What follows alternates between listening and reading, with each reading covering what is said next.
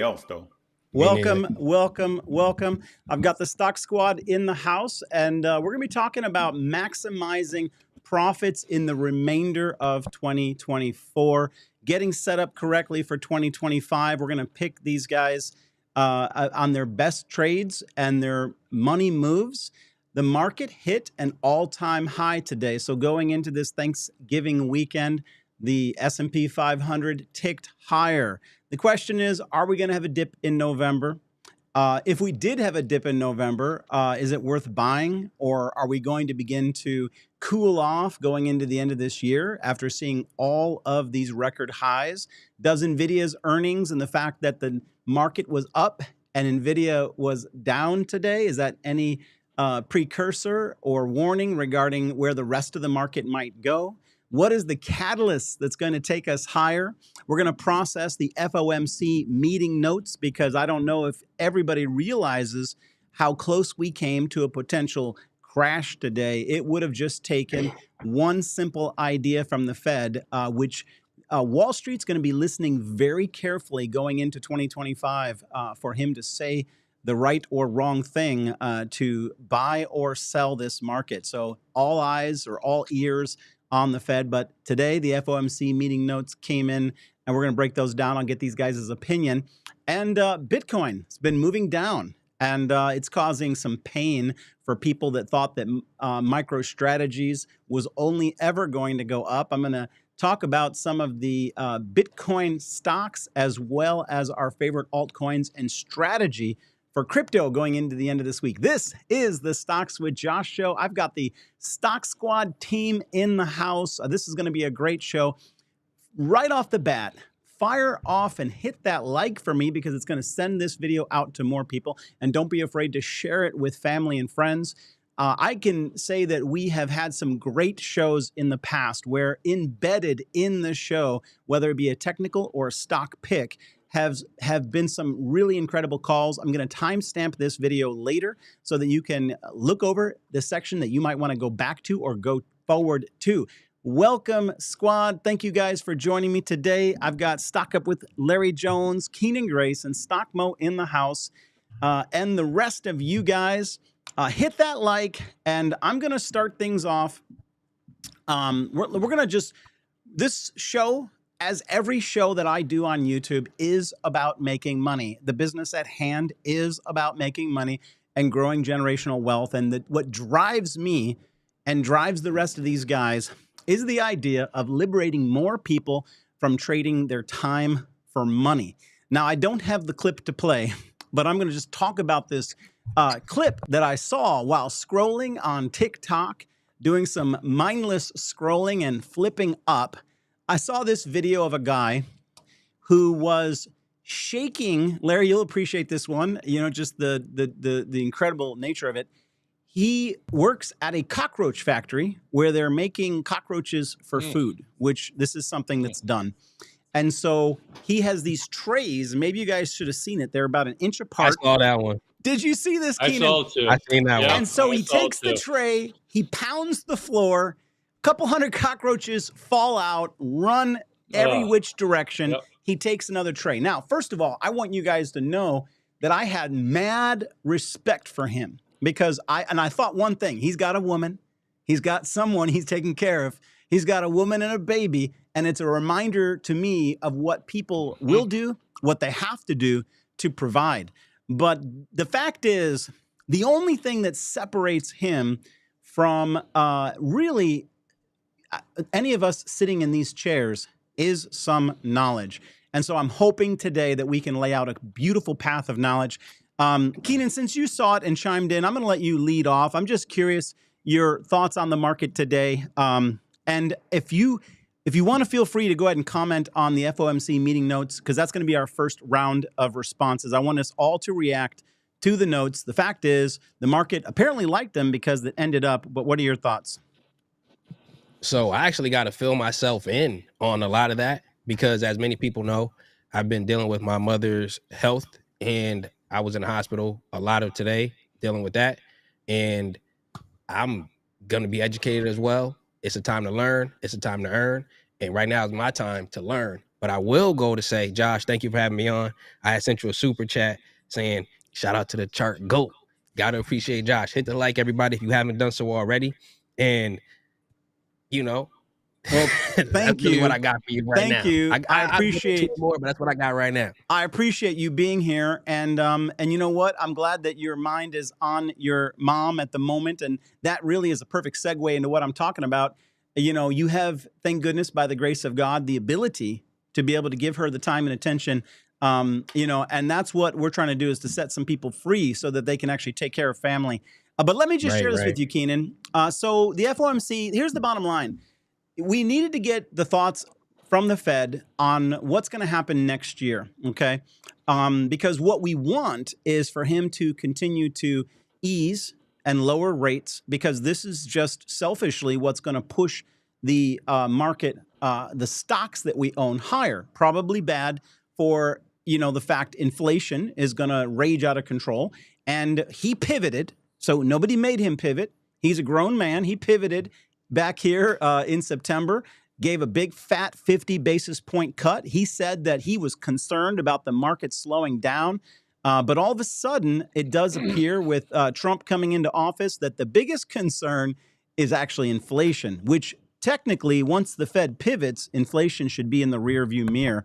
And all that I saw in the notes today was the Feds patting themselves on the back, saying that they were in a neutral environment and they needed to go into 2025 and get the data to see what'll happen. So they didn't spook the markets with the idea of any form of a rate hike. Any thoughts on that?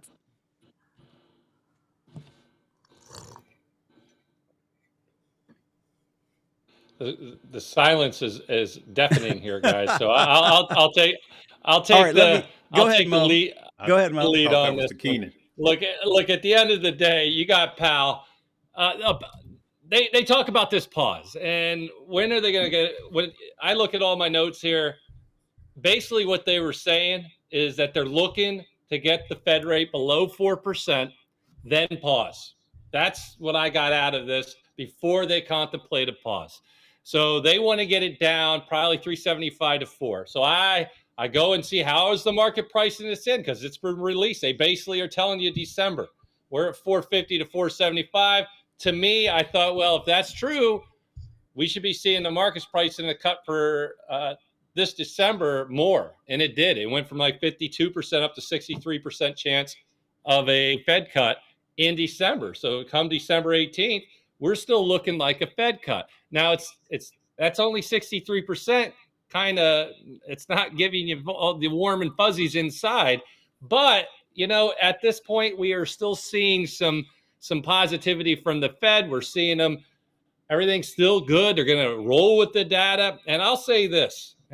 My opinion is this. I think people are underestimating how many times the Fed are going to cut. And they've been overestimating for 2 years, including myself, because we go with what the Fed tells us. If the Fed tells us they're cutting 6 times in 2024 and it's the end of 2023, we make our moves based on it. And then 2024 comes, they cut what, 50 and 25 so far? That's it. And so they change their minds like the seasons change out there. You never know what you're going to get this time of year.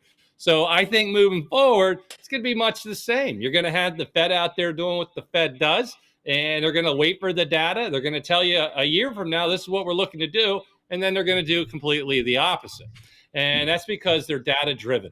And so my opinion, based on everything that's going on and the fact that you have multiple catalysts, positive and negative, coming up with the new Trump administration, is going to lead us to a point that I believe Trump has already very vocally spoken that he would like these rates much lower.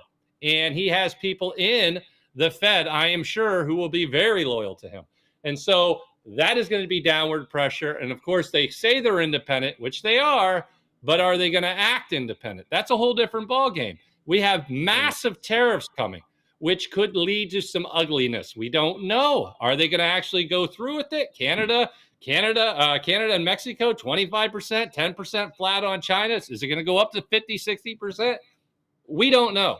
And so with all that being said, all we can go by is what everyone's saying until the actions are actually done.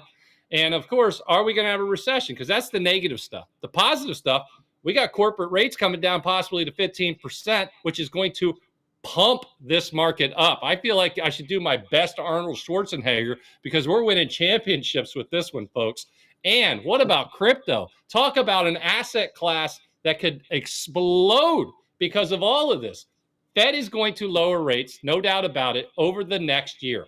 That's a given. That's powerful. That means more riskier assets get love.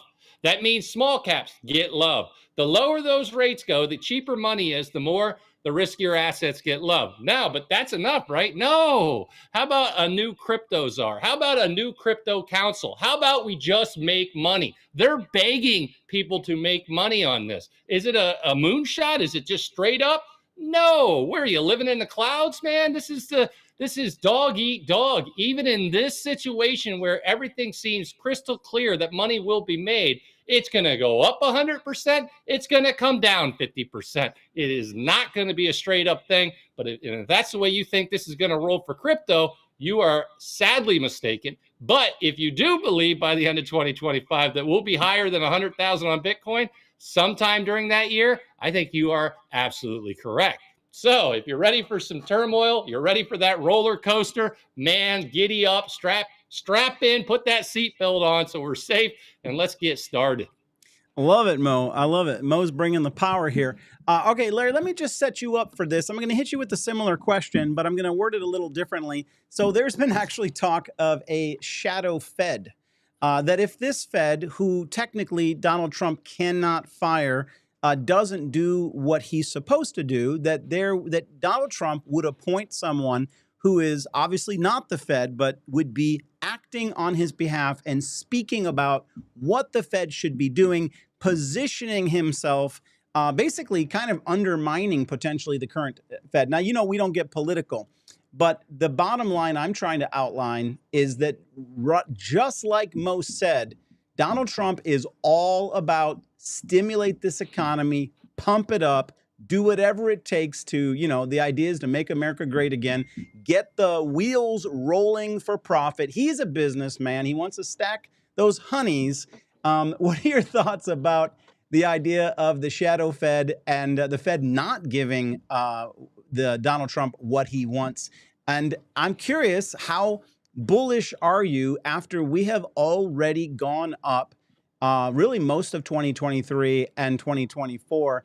Are we heading into, is the end of this year going to be another buy the dip opportunity? And are we just going to continue this trend into 2025? What are your thoughts, Larry? Well, it all depends on what the incoming administration chooses to do. Now, I told the truth about the market. I told the truth about crypto, regardless of your politics, whether you like him or hate him, I said that the market would do better under him after the election, especially crypto, and it has. The flip side of that is one person is not always right. I'm against the Fed being under the thumb of the president. That's a mistake. We need checks and balances. And I will tell you that if the 25% tariff comes across on Mexico and Canada, huge major retailers like Walmart has already issued statements that you and I are going to pay for it. These are facts. I don't know if you are old enough to remember the tariffs of, the attempts on tariffs. But the fact of the matter is, and every analyst know this, the problem with America now is we elect people in office and we think they walk on water. That's not true. We need checks and balances. I will tell you that if the tariffs go through and last for any period of time, inflation will creep back up horribly and it will not be good. These are just facts. So just take your feelings out. These are facts. And that would be negative for the economy. I do believe he wants a strong economy. I do believe that he wants things to work. All right. He wants a strong economy because that's what he boasted his last term. But ridiculously high tariffs is not the way, because at the end of the day, people, take your feelings out. People pay for tariffs, and the other countries both have issued statements. Now, Another reason why the market went up, Josh, right after the Fed, at the exact same time, Israel and Hezbollah is doing a peace treaty, and the ceasefire will start tomorrow at 4 a.m. It happened at the same time. The market does like that also. So both of these things are faring good for the market. I'm here to look you in the eye and speak the facts and the truth, regardless of the people involved. I love it, Larry. And let me just hit you one more time with this question. At the end of the day, you know, I need some checks to bring up my balance. What are your thoughts about the economy continuing to run? I think Donald Trump is Yes. pushing high tariffs because he's starting off negotiating and threatening, you know, the Right. parties that be that tell them, hey, we're going to bring Yeah. this thing into check. It's So let's, jawboning. you know, I think he needs, and I'm coming to you next, Keenan, but I think that he understands that we need partnerships. Our biggest partners, you know, are, you know, China, Mexico, and Canada, are three of our biggest partners and alliances, and they're the ones that he's Yeah. talking the hardest about. I think the fact Right. that he was saying 25% for Canada and Mexico, 10% from China, this could bode very well. Right. It's showing right out, and that's one of the reasons why Tesla stock jumped, is because Tesla is, you know, they're doing well in China, and it could be showing the need that he sees for a good China-American alliance moving forward. I'm curious if the Well, Trump presidency is a threat to the Chinese stocks, or is it a buying opportunity once we get through this tariff I negotiation? like this. This is what's called politics, good people. People are just like, oh, he's keeping his promise. You guys got to understand, it's not all about promises. It's called jawboning. The Fed does what's called jawboning. All right, let's remove our feelings from the table and let's put on our learning hats. I've been watching this for a long time. It's called jawboning. The Fed does it. He says, I'm going to do this, knowing good and well to Mo's point that he's not going to do it. But just like the FOMC meeting, just the fact that he says it causes a reaction, right? So Trump said today, I'm going to keep these tariffs until the drugs and the fentanyl stop coming across the border, right? So that's called jawboning, really. And that's what it's about. So we got to look at the purpose. And I agree with him. And if he uses that as a tool and it works, I'm for it. I'm behind him. We just have to, you know, bear the higher prices until this deal goes through. So I'm not saying that I'm against it. I'm just telling you what the reality in the long run will be. Because the reality in the long run will be on tariffs. You and I are going to pay it. And Walmart has issued a statement yet again reminding, get ready. If these tariffs comes, we're passing it on to you. All right. That's what I'm saying. So now, as far as the market is concerned, the market, this Trump trade is strong. You cannot deny the Trump trade. You can't deny it. Look at your portfolio. Look at your stocks and your crypto. Even though crypto is, 90, 91 now. That's a gift. And we'll talk about that later. But I do believe that we could have an extended bullish period, always keeping in mind that a recession is always on the way, just like a bull market is always behind a recession. But I believe that the recession that we had coming is now pushed back. And I believe we can go all the way through 2025 and not have a recession. Yeah, that's interesting. All I right, got a Keenan, pretty I'm good coming. opinion on this one. Yes, So Keenan, I'm coming to you. I'm gonna pull you up on the screen real quick, but let me just clarify the question. go for it. And you can talk about whatever you like. But what I'm curious about is, so Chinese stocks, the Alibabas, and all the other ones, NEO, everything Chinese stock related, it largely may have bottomed in 2024, right? It finally got this big pop up and coming out of its lows, coming back to life. Now, the question is, was that a flash in the pan? How do you think that that Trump's tariffs and the fact that he's already pointing to a little bit of a lighter threat towards China as far as the tariffs go, 10%, Are any of the Chinese stocks that the community that's listening to us right now has in their portfolio, is this an opportunity to buy any more? I'm just curious if you're looking favorably on some of the Chinese stocks. Is the worst behind us? And could we see more upside in 2025? Or is there another trade, Trump trade, that you prefer? There is one. There's another one that I actually prefer. Now, if you go in on a Chinese stock right now, you got to understand that the politics are going to get in the way because it's so up in the air. However, there's an American company, Amazon, that could benefit largely from the Chinese tariffs and Walmart struggling. And I'm going to tell you why. I love it. Everybody in the chat. Me too. Have you ever used Temu or Shein? Temu or Shein, Chinese companies that are selling clothes, selling this, selling that. I've never seen Amazon challenged so much from online ordering until I seen the people actually buying a lot of things from Temu and people actually buying a lot of clothes from Shein. Now you're thinking to yourself, okay, they don't sell exactly what Amazon sells. Back in the day, Amazon used to be a bookstore. They sell just books. However, they transitioned into doing more. So if Temu and Shein expand their horizon and start to sell exactly what Amazon sells, and they already got the network, people have been choosing to use them over Amazon. Okay, so what would Amazon benefit from? Amazon would benefit from their biggest Chinese competitors struggling because of tariffs that the president put on. Also, Walmart would really struggle from the tariffs that the president put on. And you could argue that Amazon would struggle some too, but they would largely benefit from all of their competitors being hit with politics. They would just benefit from that. So with all of these tariffs being in the air, Amazon could potentially go from a $203 stock to about a $230 stock, and the long target would be about a $270. So keep that one in mind. You can look at the Chinese stocks, your Alibabas, your Neos, things like that.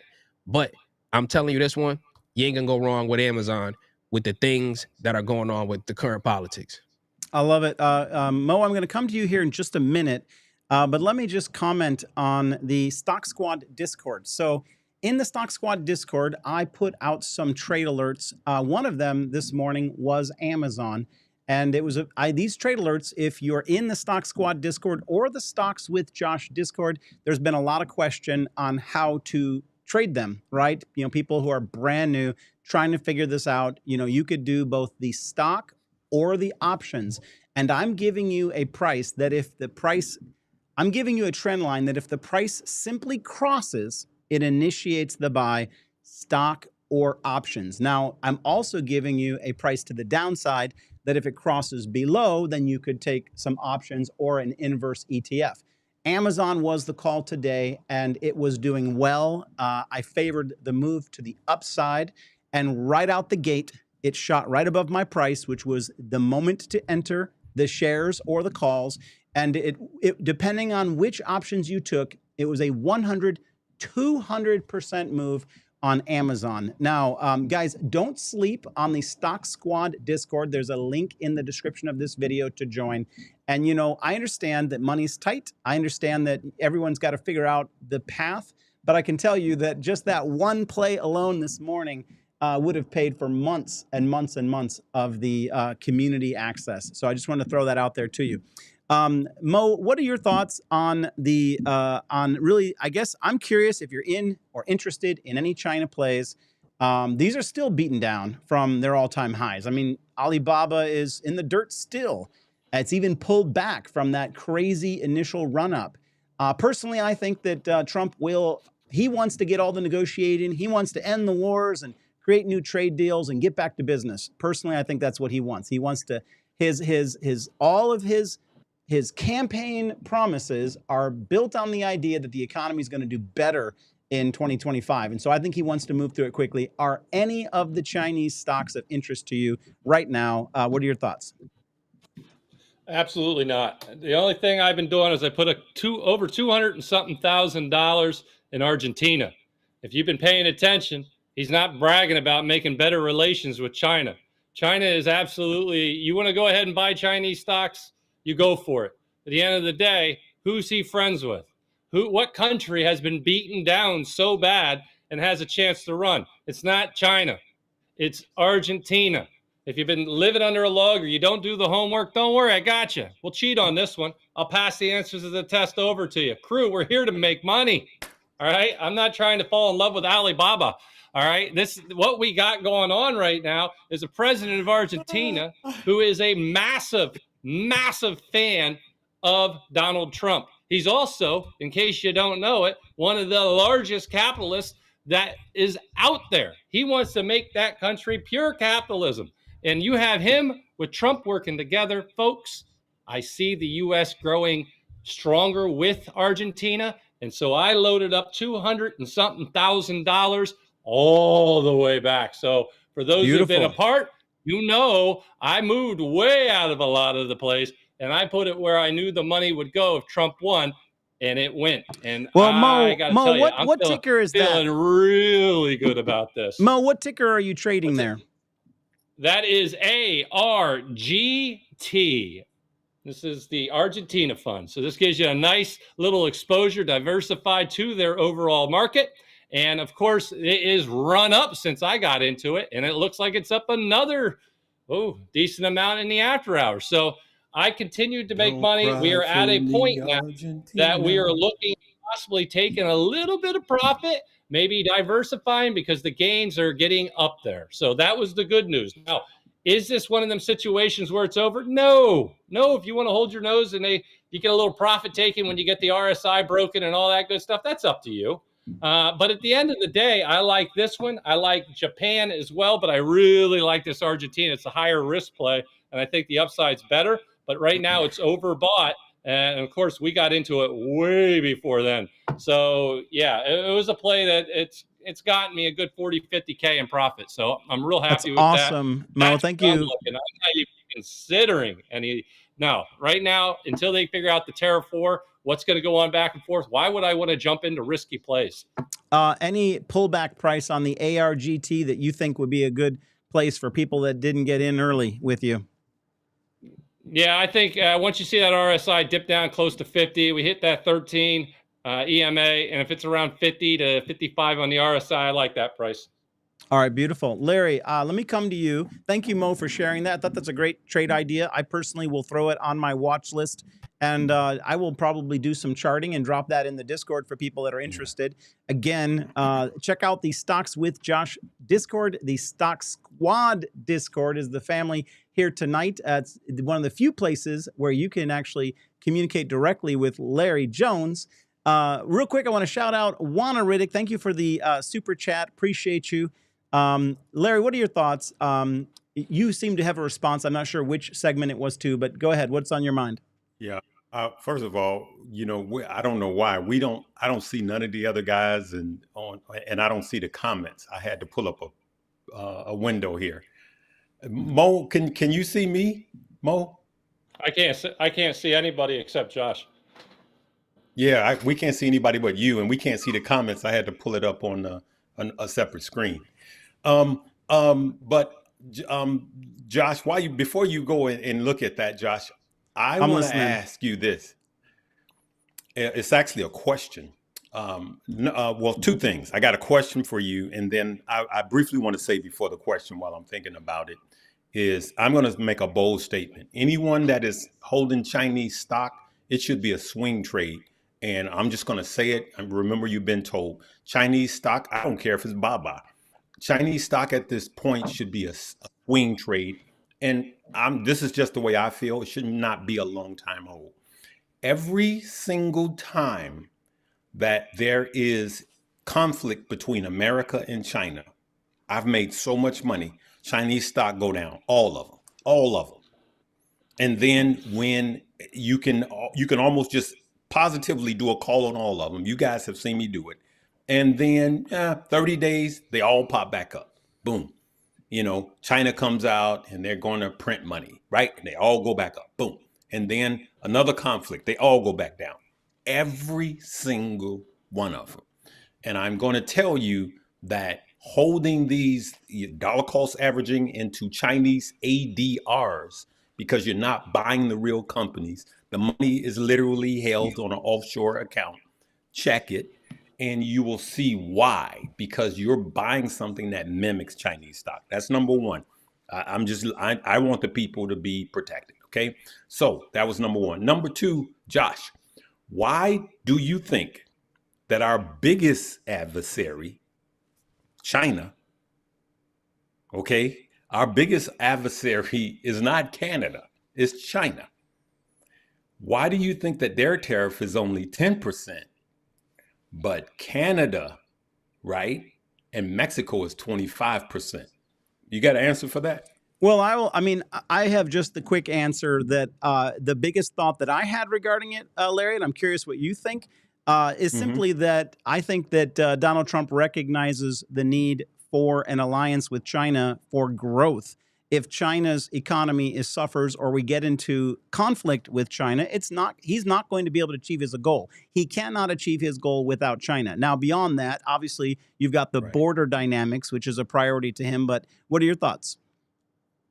Well, I wanted to see what your thoughts was, because there may be money in it. Again, I take my feelings off the table. I'm looking for the money plays, and I wanted to get what you thought. Well, because go ahead. Go ahead. Well, I'll just say, go ahead. I will simply say this. Personally, I believe that all the Chinese stocks have bottomed. I think they bottomed in 2024. And I think that they're presenting an opportunity in 2025. I personally believe that you're going to see Donald Trump wield the power of this great nation to quickly reconcile global conflicts and to make deals. I mean, we don't have to really think about this too hard. He cut deals, created a new Canada-Mexico deal in his first term. Very difficult to do. He got through it. He'll do the same thing. He'll work out the tariff things. He'll secure the borders, and he'll try to get the country back to business. In my opinion, he's going to seek 4 years of peace with China. I think that we will have 4 years of good economic relationships. I do not believe that he's entering into some unnecessary, drawn-out dynamic of a conflict with China. And as a result, I think that those stocks have bottomed, and they will present buying opportunities in 2025. In particular, I've spent the most time trading BABA, and so it's the one I'm going to be watching.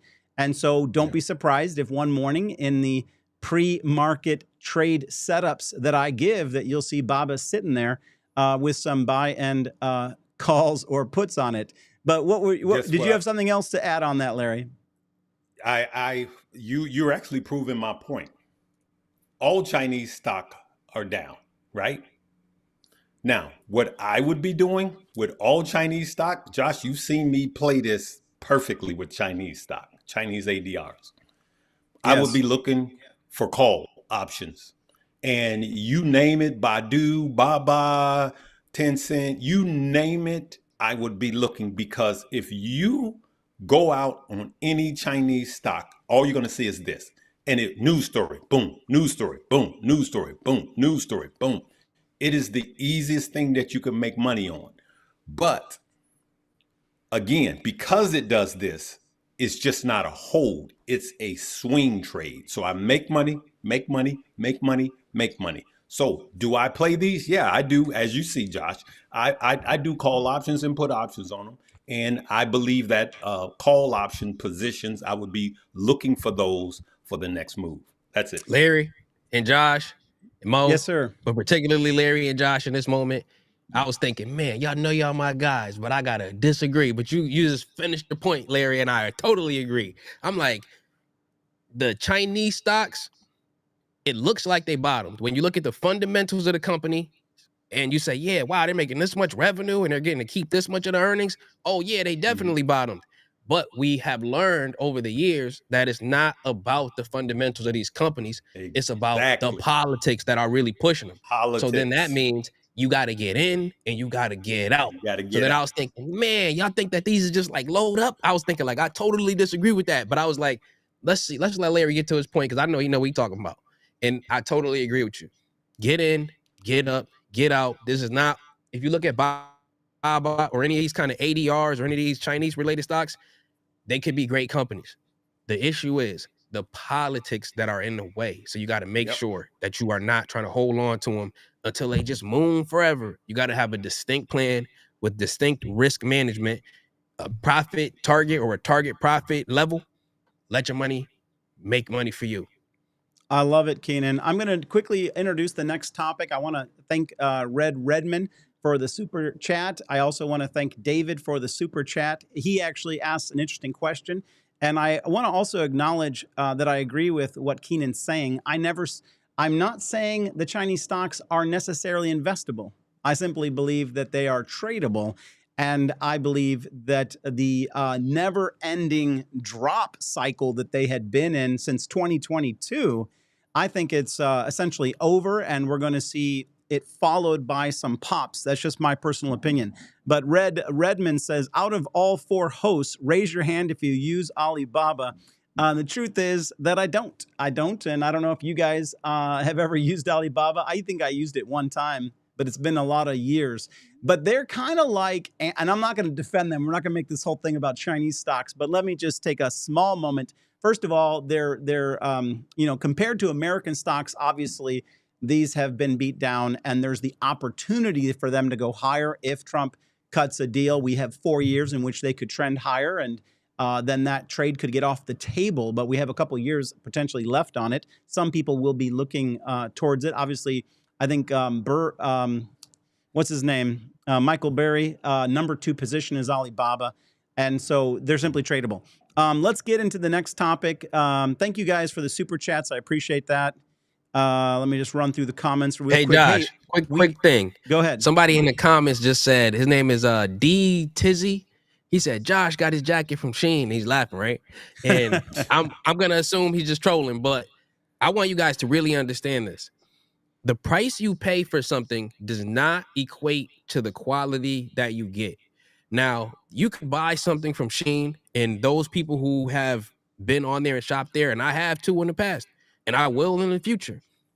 I've gotten a shirt from Shein, and it might have been $5. I feel the material, and I'm like, wow, I didn't expect it to be good like this. I've gotten an $1,100 shirt. I'll never do that again in my life, but I got an $1,100 shirt from Louis Vuitton. When I tell you it was a piece of crap and the $5 shirt was better, family, I almost turned into Steph Curry and threw that thing in the trash, but I paid so much for it that I was like, I'm getting my wares out of this one. So I want you to just understand that what you pay, you don't always get what you pay for. And sometimes you could get a good price and then you could really get some good quality stuff. So just listen, don't let the price of something make you think something else. Because listen, there are people, you looking at 4 millionaires right now. And I tell you this, we all like good deals. We all like good deals. It is what it is. Stop wasting your money. Stop giving your money to these companies. Listen, when I bought that $1,100 shirt, if I go back in time, I stop myself. No, don't do it. Don't do it. Shirt is some bull crap. Go get you a nice shirt. It's all about the quality of the material. That's really what it is at the end of the day. I love it. I think Keenan always showing up with some wisdom. Let me briefly acknowledge Mr. Rodney Jones, Sunday School. This is Larry Jones' brother and a friend. What's up, fam? Friend of mine and a friend of the show. Rodney Jones, up, Rod?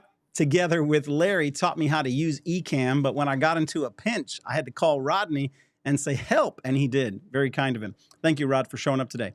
All right, let's do a segue into Bitcoin. I've been more trading crypto than I've been trading anything. And, I'd say making life-changing money, but making some money on it. And in the Discord, I dropped a little class on what exactly I was doing, but I've been scalping. And at the moment, the biggest wins have been shorting to the downside. Now, I'm going to quickly take a moment and I'm going to go over the Bitcoin chart and just talk about it going into this week and this weekend. Thanksgiving, we could really have anything. Bitcoin could rip while we're all stuffing our face with Turkey because Bitcoin tends to move in those moments when people aren't paying attention.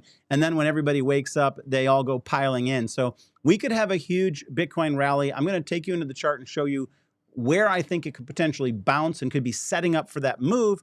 But right now, the money's been getting made from it coming down. And then I'm going to go through it. We're going to lead off with Mo. And you guys can talk about whatever you want in crypto, whether you're buying, selling, and what it is you're buying. But let me just quickly go into the Bitcoin chart. I'm going to get it ready over on my right. 1 second.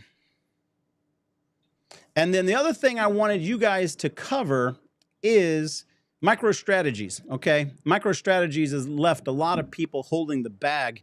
It kind of reminded me of SMCI when it was over, 1,200. I began to get, I want to short this vibes. MicroStrategy, obviously tied to Bitcoin and obviously in an interesting position. And I'm curious, I'm going to get my guest's view on MicroStrategies here as well, because there are some folks that are going all in. And yes, it could even double from here, but it would take Bitcoin doubling from here. So we're going to get some people's thoughts. Let's go check out the Bitcoin chart real quick. Let me pop over there. Okay. All right, guys, I cannot make this any more simple. Bitcoin obviously has been in a beautiful run up. This type of channel, which is an ascending channel, is actually bearish when you break the channel. As long as you remain in the channel, well, you can just keep climbing and climbing and climbing. Obviously, we did have a little bit of a breakdown. And I want to just talk about how simple charting is if you make it simple. And a lot of people try to make the charts say what they want the charts to say to affirm their financial decision. I don't do that. I just want to follow the charts. So let's just look. The 20 EMA is the line of defense for an offensive move. That's the red line that you see running through the candles. We're looking at daily candles. Okay, obviously we had that long period in March of months and months of consolidation. Eventually we broke above it. And you can actually see that we took that initial leap right off that 20 EMA, okay, right down here, that red one, right? And we shot straight up like a rocket.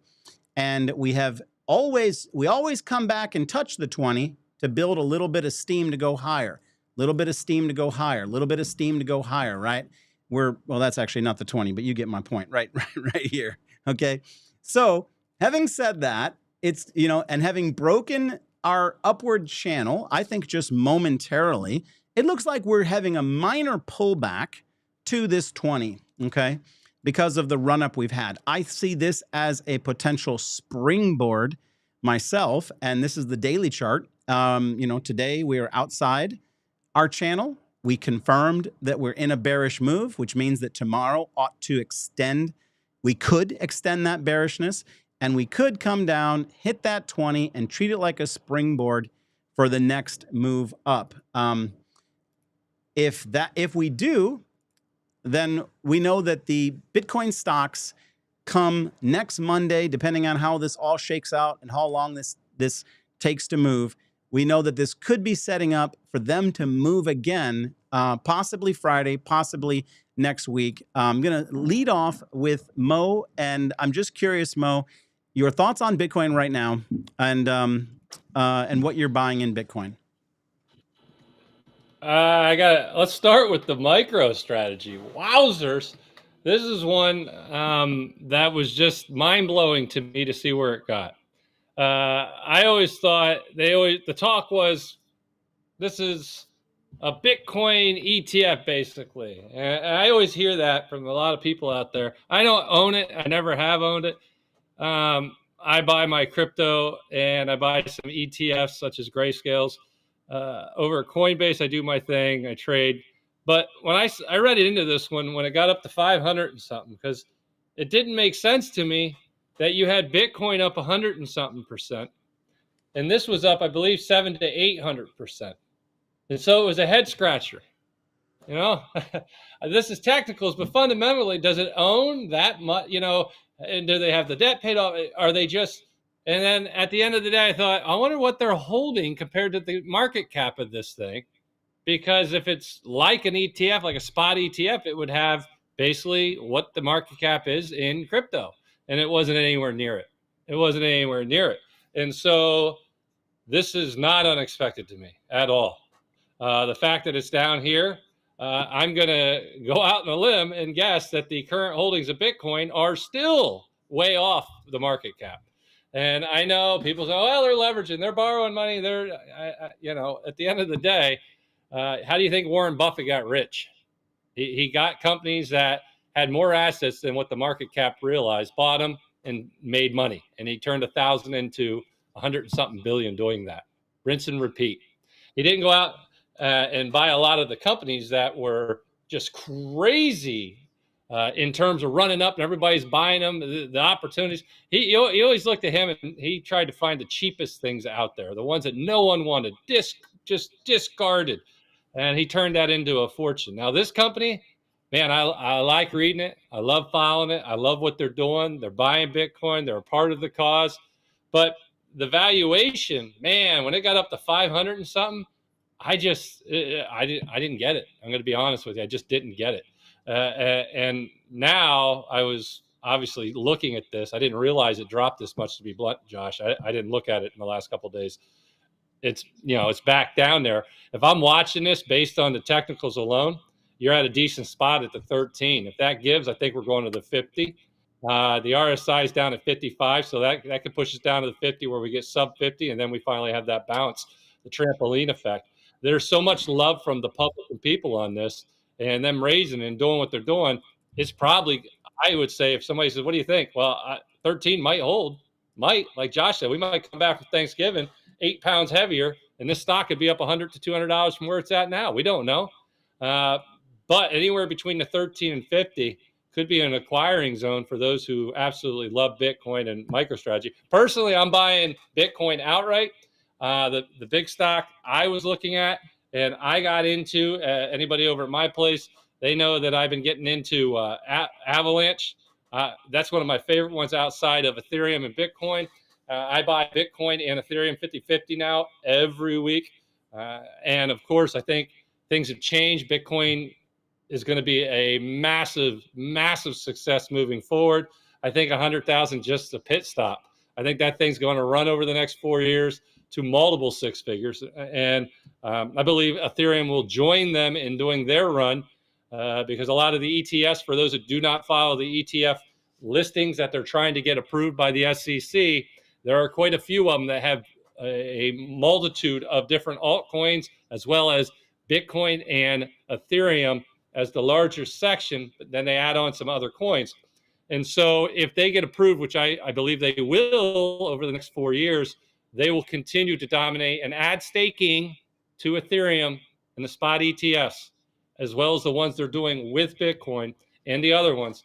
It's just a very, very bright future. Can you give me that? So what's that ticker again, Mo? That's Avalanche. Oh, that's AVAX, what you got up. AVAX. Is that Avalanche?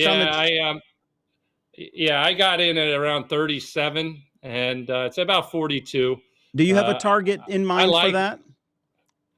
Yeah, I think we'll be back up to 50. I hope by the end of I'd probably say in the next 8 to 12 weeks. That's one of my targets for this. We got up to 48 this week. It pulled back down, got a nice little pattern there. I call that the unicorn pattern, where I'm just waiting for it to consolidate. It's coming down around 69. I'm not going to be surprised for a little bit of a pullback down to 13 and then the pop up. I think the 13 is a strong buy zone. I like it off the 13. And I believe at that point, a nice US-based crypto, depending on what Trump does, this is a rallier in 2025. Now, this isn't the high-risk one. I'll tell you that right now. It has a rather large market cap for anybody that follows crypto. So it's not like, wow, hey, you know, the market, it's only $1 billion, $100 million like Constellation or something like that. You know, we got some other ones you can look at, of course, that are much smaller ones for those who want the bigger risk. But I like Avalanche. I'm a huge fan. I like the project. So I know HBAR is another one out there I talked about. And you guys can do your due diligence, but I dropped in a big chunk. I mean, multiple 5 digits on this earlier, and it's already paid off. Thank you, Mo. Thank you, Mo. I A love little it. bit of my Ethereum, sold, moved it into this, made another 15%. We're doing the right things, man. Hope you guys are following. I love it. And I I just appreciate seen you someone sharing. named Diane say that she's having an issue getting in. Message us on Patreon. We got you. Nice, quick, and in a hurry. That'll get you Yep. right in.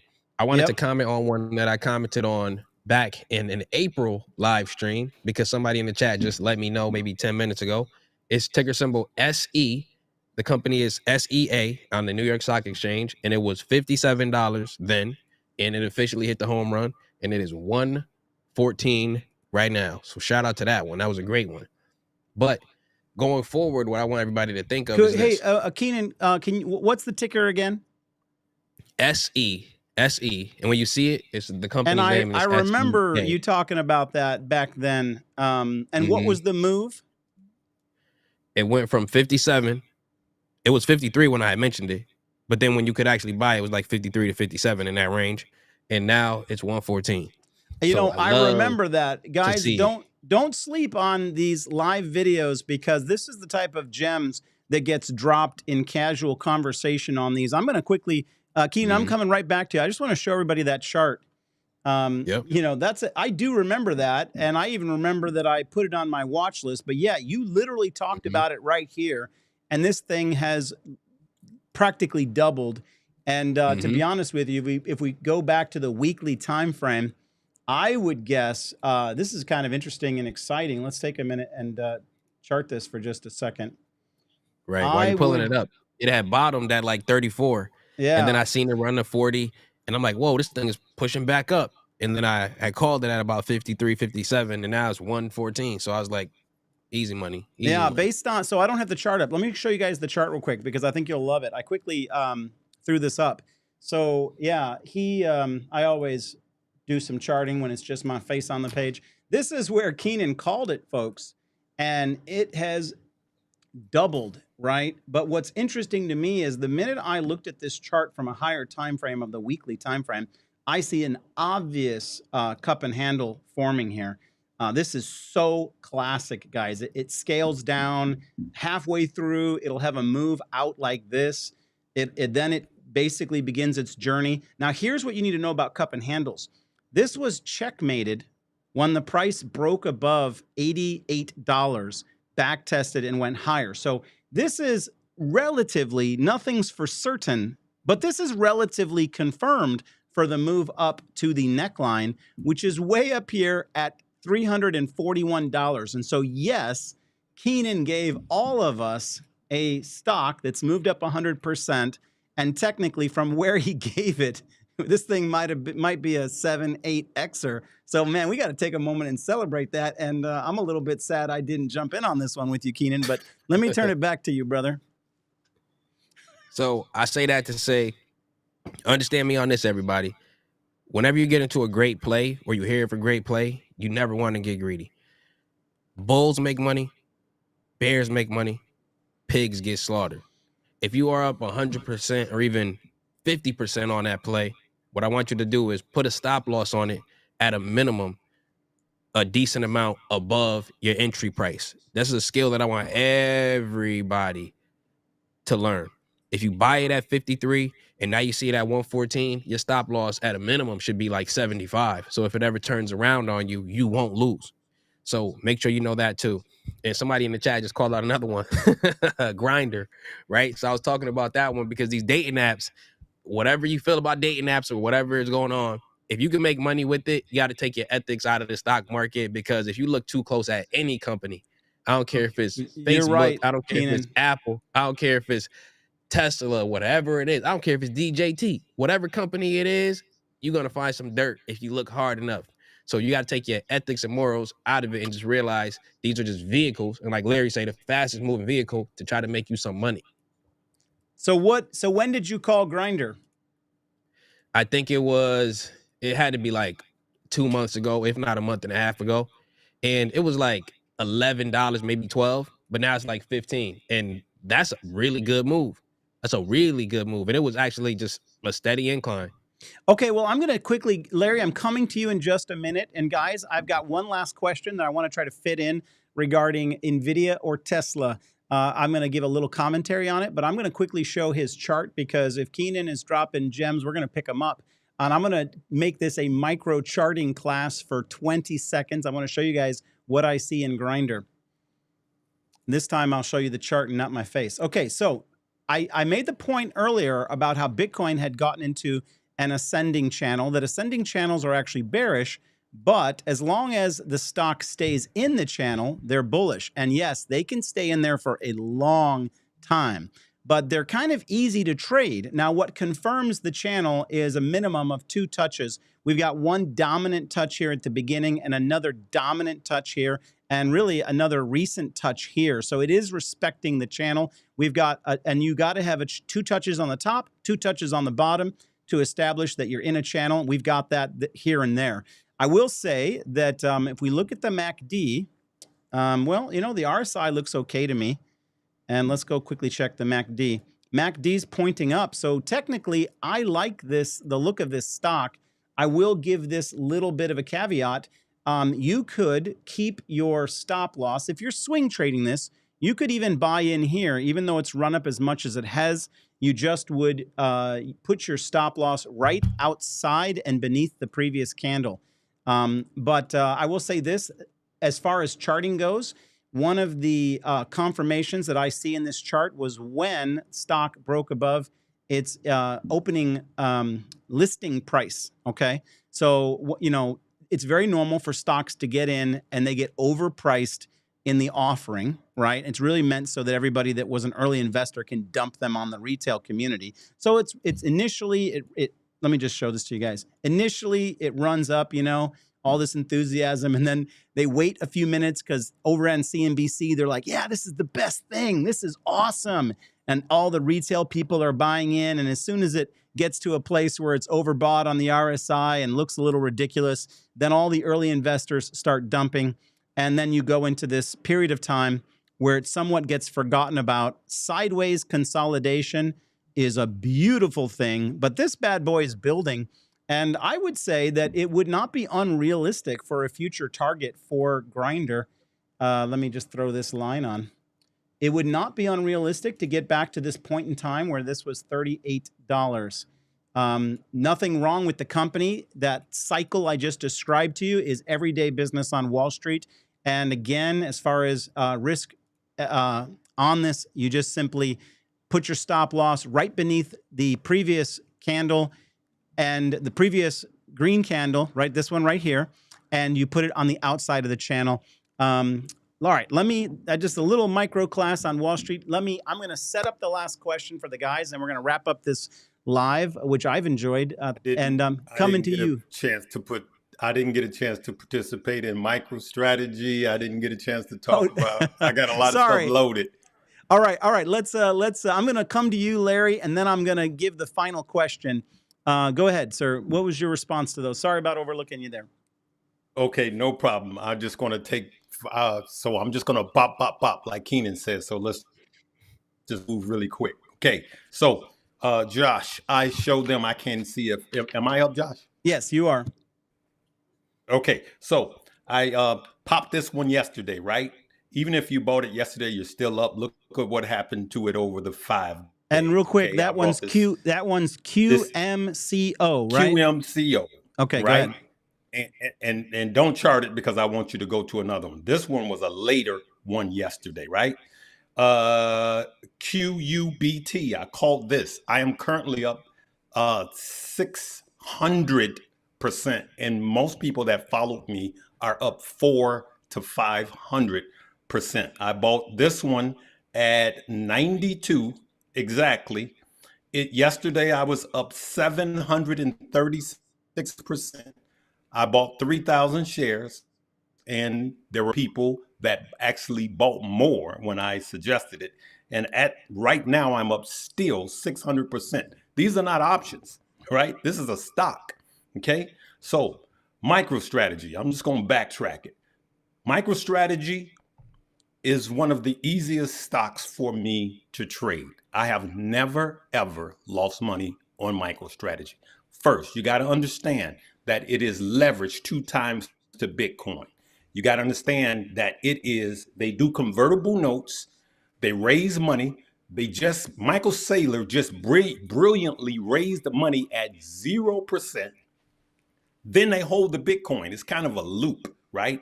So it's leveraged to Bitcoin 2-to-1.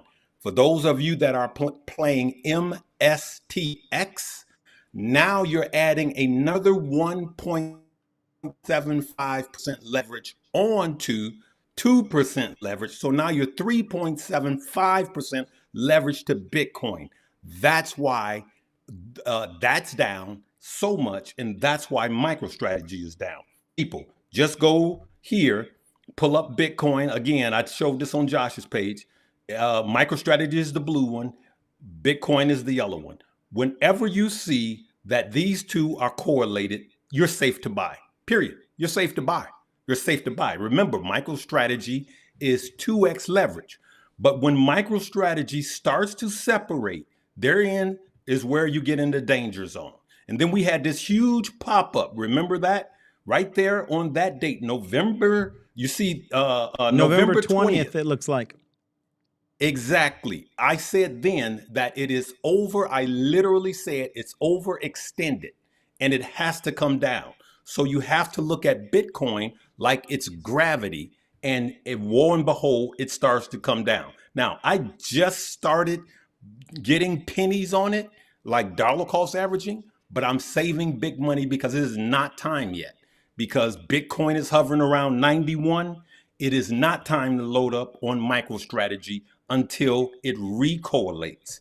That's easy money, good people. I want you guys to make money. I love making you guys money. Absolutely love it. Now, let me show you this in closing, because I just wanted to answer everything that I didn't get a chance to. Go right ahead. Josh said something that I remembered from last year. I was in crypto heavy, had big bags. Last year on Thanksgiving, I called you, Josh, because crypto mooned on Thanksgiving, right after Thanksgiving last year. Okay. So I went back, I was on the charts, and this is Thanksgiving of, I'm not last year, last cycle. Okay. This is 2020. What? After the halving, and then what do we have? The halving and an election. Follow? Mm-hmm. And so what happens right after Thanksgiving is Bitcoin went up 147. It went on 147% rip all the way to January 21st. Okay. So I'm not saying that that's going to happen again, but to your point, Josh, that's when things like that actually happen during holidays. But we didn't have all this institutional buy-in. So guys, you can just rewind this video and go through everything I just covered. Thank you, Larry. I think it's very powerful stuff. Since I got you up, let me just go through a couple people's questions, and we're going to be wrapping this up, but it's going to be a powerful final 5 minutes, 5 or 10 minutes. One, hit the like if you're in here, guys. Feed this video out to more viewers, and don't be afraid to share it with your family, especially those who are trying to figure out what to do with crypto. I'm going to start talking about crypto, NVIDIA, and Tesla here in just a minute. Woski, that's crazy, said, he sent a super chat. Thank you. First of all, appreciate you. And he said, what are your guys' thoughts on SMCI? I'm going to let you answer a quick commentary on SMCI, Larry, if you could. I think it's bottomed out with all of the trouble. You're going to start seeing some green days. A stock like SMCI, the amount of purchasing that they do, I know that there was, threats of delisting and all of that. That is just news. At some point, it's going to find a level. Just like, what's a company that was similar to that? It just ran all the way, the car company, CarMax. Was it CarMax? Yeah. Not CarMax. Was it CarMax? One of those car companies went all the way down. They were about to, they filed CarMax. Chapter 11. They were going to delist. And then what happened? It turned all the way around, just like Solana did. Remember? Oh, yeah. Solana came all the way down to $8 and then new life at some point. At some point, it's going to be at a buy. That's what I feel. All right. Well, a couple things. I want to set up, Carvana. Carvana. Always trying to, Carvana. I'm always trying to fit in a lot of this for you guys with this show. Just jam pack it. I really liked this comment that Wild Boris said, love you guys. Does Bitcoin's psychological wall at 100K confirm Doge wall at $1? Guys, I want to comment on Bitcoin being at the 100K psychological level. First of all, I agree with Larry going into this Thanksgiving weekend. I want to spend time with family, but I actually want to make some big bucks on crypto too. So I'm going to be stealing away night and day, trading crypto over the weekend, because I believe we're going to see a ton of liquidity come into the market, especially as people are sitting around having maybe an extra day off. They might just go and load up on some crypto as people are going to be sitting around the table talking about the move. And here's what I want to talk to you guys about real quick. And I really should make this the subject of a video, but there was a point in time in which Bitcoin had done the impossible when it had gone from $1 to $10,000. And it seemed at that moment as if $10,000 for a project that had been only $1 a handful of years earlier, it seemed as if it was an impossible level to break through. But I can tell you that we have not come to the $10,000 door to retreat. I believe this little pullback and the chart that I showed you today and the opportunity for a bounce off that 20 EMA is setting up for Bitcoin to push right through that 10,000. And at some point in the future, I hope to be with these guys on a Stock Squad Live where we are reminiscing about the 100K threshold and talking about the $1 million level on Bitcoin. If you guys aren't feeling that your man SWJ over here is feeling bullish about the fact that we are in the month of November and 100K is on the table, I am. There's fortunes to be made right now in crypto. And I'm with you, Josh. I'm with you. I'm coming. I see it. I'm going to let I see the each of vision. you. I see the vision. All right, then I'm gonna leave my comments there, guys, and I'm gonna tell you that it's not quite you could throw a dart at the board and pick a crypto, but I'll tell you, with Donald Trump putting in a new chair of the SEC, the fact is that everything is back on the table. ADA, Avalanche, Algorand, Sand, XRP. Mana, Ethereum. Everything is back on the table because of the idea of getting Gary Gensler out. And so that's why we're seeing some of the old projects run 100%. Now, the new projects like Sui, Sui's a strong competitor to both Solana and Ethereum. And there could come a day, we're looking at Solana at $250 to $350 price range. There absolutely could come a day that Sui, which is only at $3, is up there with the big boys at $300. Don't sleep on Sui. But I'm going to turn it over to Keenan. We're going to wrap up this video, but I'm going to turn it over to Keenan. Hit the like for me, guys, and don't miss a single video coming out this week from any one of the four of us, because I think that this is a hot week in the markets. And as soon as Bitcoin turns around, it's going to get super exciting again. Keenan, what are your thoughts? I'm going to have you close up your remarks, and then Larry, and then Mo, and I'm done. Love you all. Keenan, take it away. So I'll say this. Sui is one that you got to have on your radar. Like Josh just said, it's still in like the $3 range. What does that mean? Pay attention to it very closely. It has the opportunity to really deal with the big dogs. Now, let's say that it doesn't get all the way up to the $300 level, but it does get to the $30 level. That's still a crazy return. It doesn't mean just be a crash test dummy and throw all of your money at it, but it means at a minimum, you should put it on your watch list so that you can analyze and see how it moves. So Sui is on Coinbase, so it's really easy to access. But again, I'm not telling you to go get it. I'm telling you to watch it at a minimum. Now, I also wanted to say, what a time to be alive. The stock market has hit an all-time high. The S&P like 50 times this year. I am absolutely, extremely excited about it. And I hope that everybody is here making money. If you have just been buying the ETFs, you should be up like 27% this year. It's been an amazing year. But I'll tell you what year was even more amazing. And I want you to think about this going forward.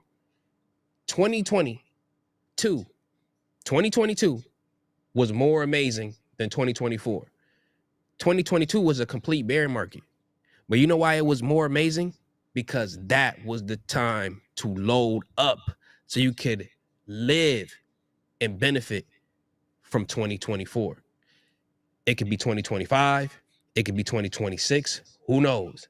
But we are going to see another bear market again. And this is going to set you up for the year after and then the year after that. So be on the lookout when everybody else starts to run away from the market and you see, oh man, 2025, Bitcoin was a scam. Oh, Bitcoin hit 70K again. It was a scam. The S&P fell 20%. It was a scam.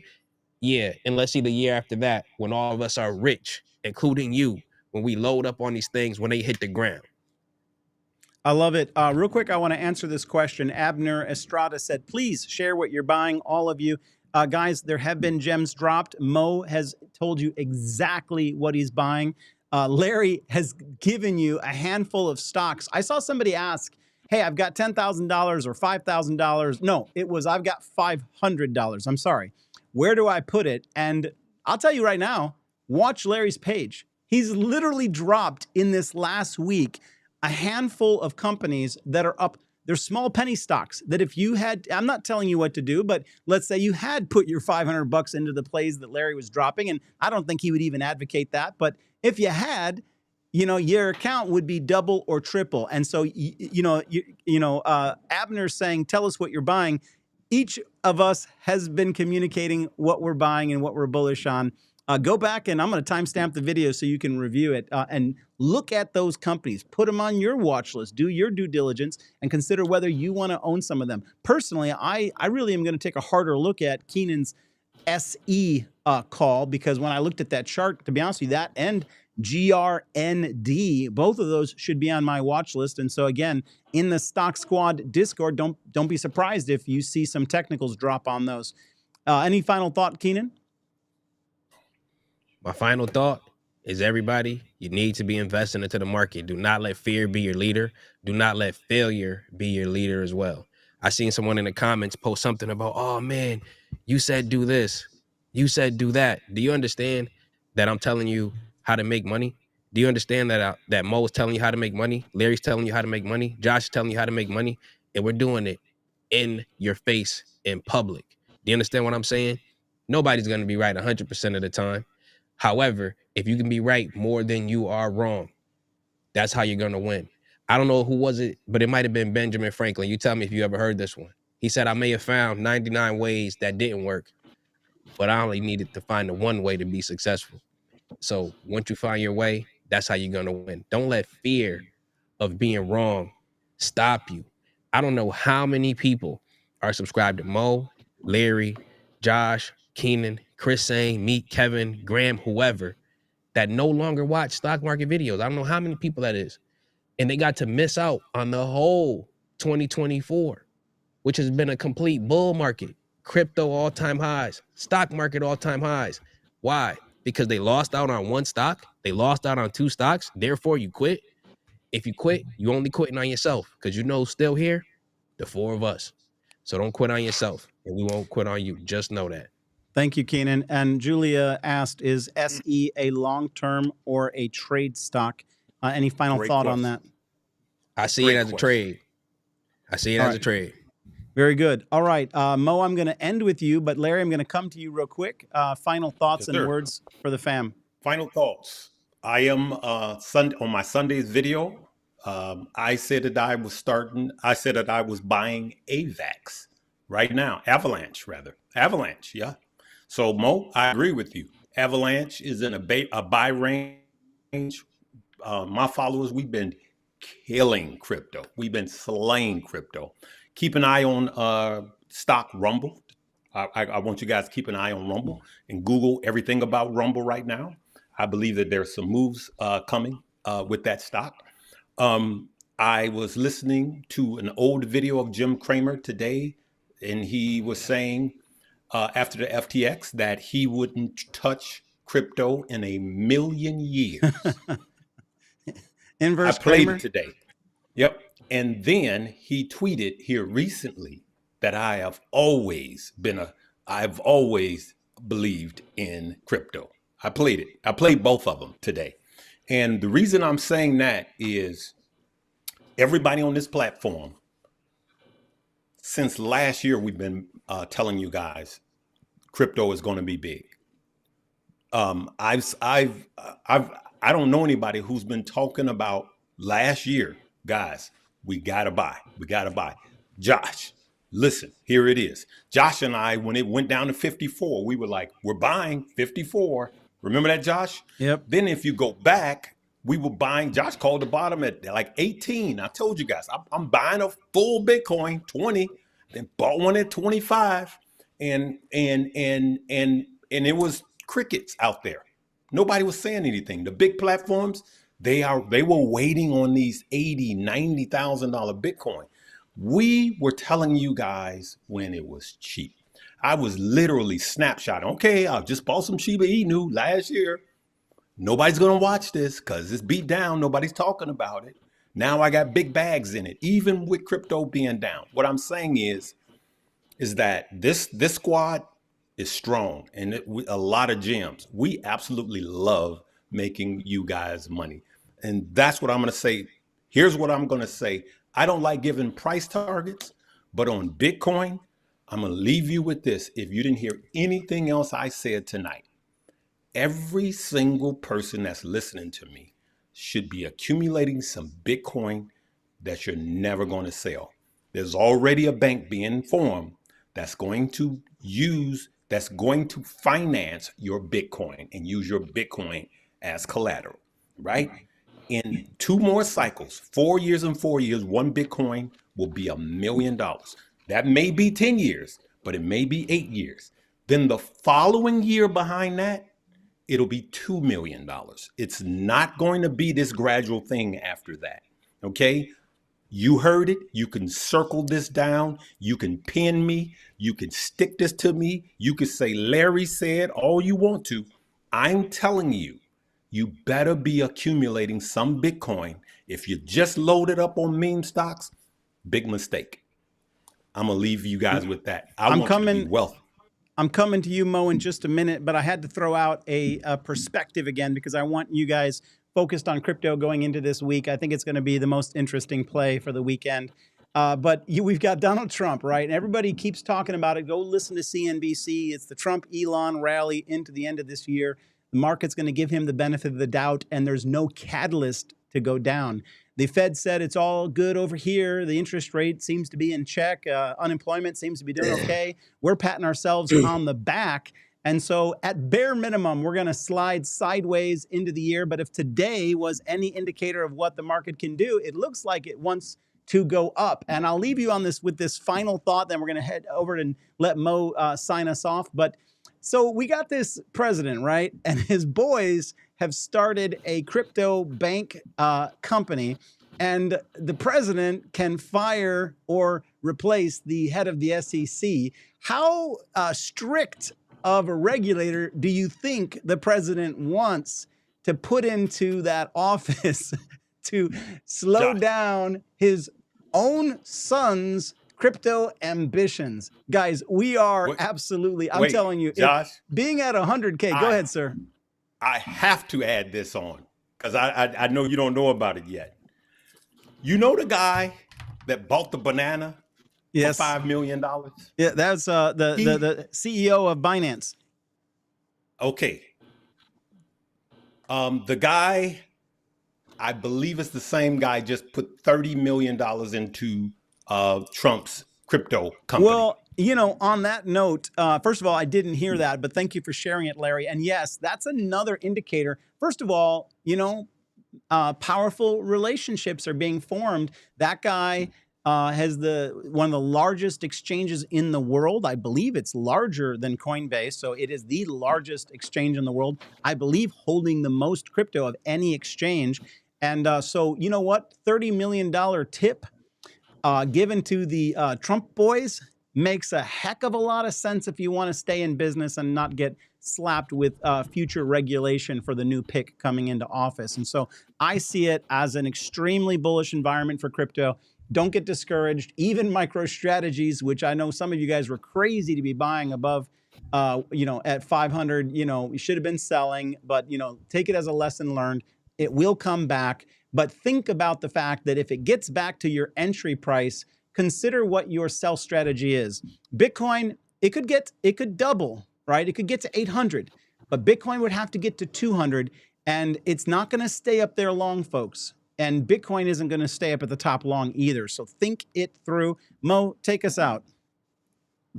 Hey, once I just want to start. We had a lot of good discussion here. Thank you, Josh, for having me on. Keenan, I hope mom's doing well. I know I'm helping my mom out. Seems like a doctor's appointment every other day. It leads me into this exit.